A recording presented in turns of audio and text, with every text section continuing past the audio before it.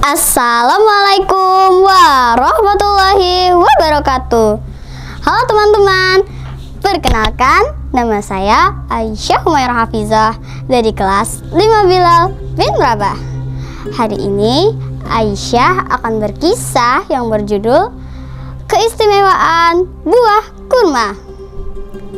Tahukah teman-teman, buah kurma memiliki keistimewaan berupa ia dapat tumbuh di padang pasir yang panas dengan sangat subur, bahkan lebih subur dibandingkan dengan tanah yang basah loh teman-teman. Ada satu kisah loh teman-teman, pada zaman Rasulullah SAW, Rasulullah pernah berkata kepada para sahabatnya, "Hormatilah paman kalian." Lalu para sahabat bertanya, "Siapa paman kami?" Rasulullah kembali menjawab, "An-nakhlah," yang artinya pohon kurma.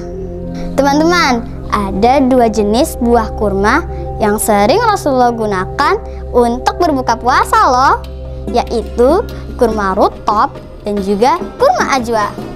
Kurma rutop adalah kurma yang basah dan juga sangat manis. Sedangkan asal kata nama dari buah kurma ajwa berasal dari nama seorang anak kecil loh teman-teman.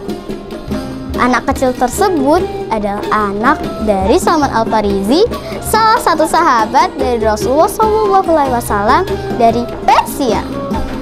Salman Al-Farisi menyumbangkan sebidang kebun kurma untuk kemajuan dakwah Islam. Sejak saat itulah teman-teman, Rasulullah memberi nama buah kurma tersebut kurma ajwa.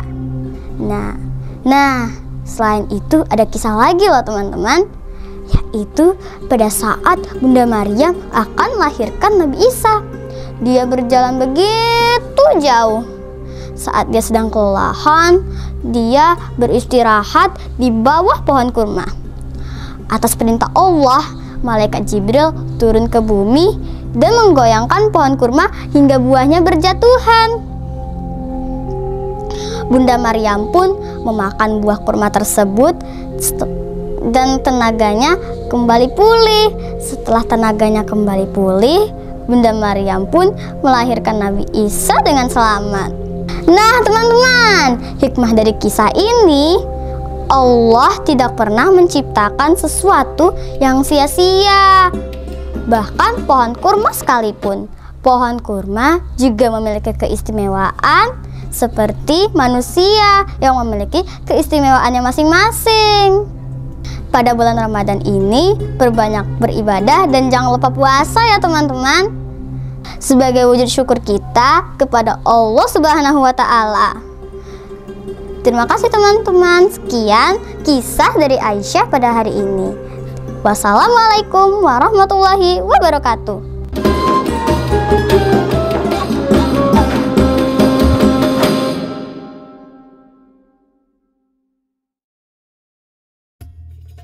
Bismillahirrahmanirrahim. Saya Zakiuddin SPDI, Kepala SDIT Al-Furqon Palembang, mengucapkan selamat menunaikan ibadah puasa Ramadan tahun 1445 Hijriah. Semoga semakin lebih baik, semakin lebih bermakna, dan kita dilimpahkan pahala oleh Allah Subhanahu wa Ta'ala. Amin, amin, ya Rabbal Alamin. Wassalamualaikum warahmatullahi wabarakatuh.